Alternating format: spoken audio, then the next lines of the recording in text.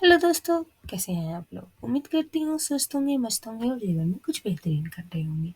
हम लोग पढ़ रहे हैं उपन्यास जिसका नाम है रुक जाना नहीं।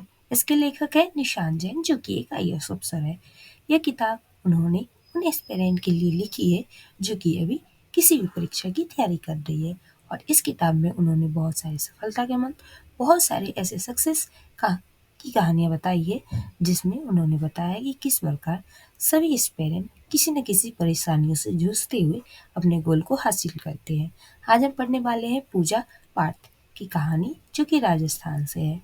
इनमें हम जानेंगे कि किस प्रकार बिना कोचिंग के 23 साल की उम्र में बनी आईएएस। तो चलिए पढ़ते हैं, जानते हैं कि क्या कुछ हम इससे सीख सकते हैं। मुझे सिविल सेवा परीक्षा 2014 में 163वीं स्थान मिला।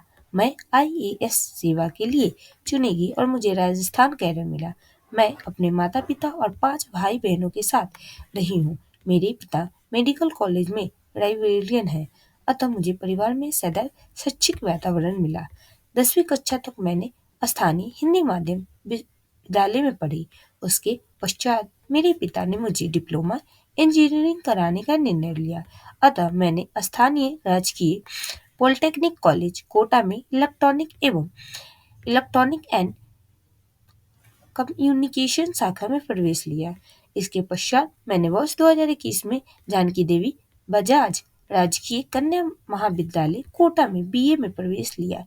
मैंने प्रथम वर्ष के साथ ही पटवारी की परीक्षा भी दी थी, जिसमें मैं अन- अनुत्तीर्ण रही। एजुकेशन मैंने इतिहास, समाजशास्त्र एवं दर्शन शास्त्र विषय से उत्तीर्ण किया। मैंने बीए तृतीय वर्ष में पूर्ण पटवारी की परीक्षा दी और मैंने तृतीय वर्ष में पुनः पटवारी की परीक्षा दी और उत्तीर्ण किया। मुझे पटवारी के रूप में ज्वाइनिंग लेटर मिला, परंतु मैंने ज्वाइन नहीं किया। सिविल सेवा में आने का विचार मेरे मन में विद्यालय समय से ही था। मेरे पिता का मानना था कि मुझे अपने पैरों पर खड़े होना चाहिए। वो एक पिता और मार्गदर्शक के रूप में हमेशा मेरा हौसला बढ़ाते रहे, क्योंकि मैं एक सामान्य मध्यवर्गीय परिवार से हूँ और 5 भाई बहनों में पली बड़ी हूँ, परंतु वह हमेशा मुझे पढ़ने के लिए प्रेरित करते रहे। एजुकेशन के पश्चात चूंकि मैं 21 वर्ष की नहीं थी, अतः मैंने पहले एमए में समाजशास्त्र विषय के साथ प्रवेश किया।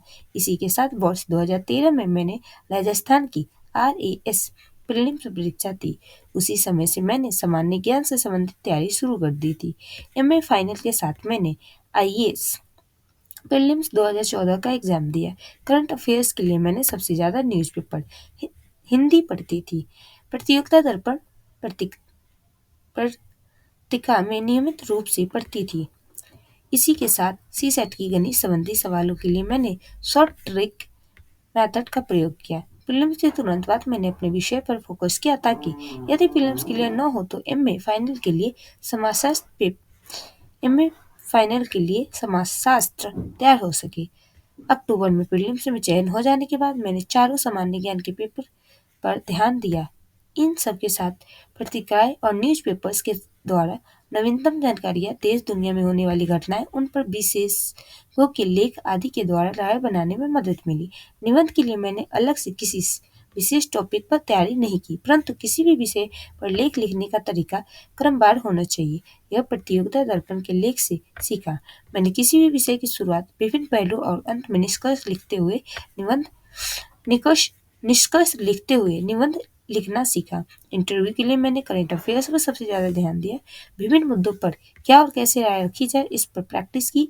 यदि भी मैंने किसी संस्थान में कोई मॉक इंटरव्यू नहीं दिया, परंतु अपने पिता के समक्ष साक्षात्कार की प्रैक्टिस की। मेरा साक्षात्कार हेमचंद गुप्ता सर के बोर्ड में था। बोर्ड ने मुझे मेरे डैफ फॉर्म, गुर्जर आंदोलन, राष्ट्रीय न्यायिक आयोग, बाल अपराधी की उम्र कम करने, सीरियल्स का समाज पर प्रभाव, 26/11 के आतंकी हमले के समय मीडिया की भूमिका एवं कश्मीर समस्या जैसे मुद्दे पर प्रश्न किया। मेरा साक्षात्कार पुनः रूप से हिंदी में हुआ। इस प्रकार मैंने पूरी तैयारी में बगैर किसी कोचिंग के सीएससी 2014 परीक्षा का चक्र पूरा किया।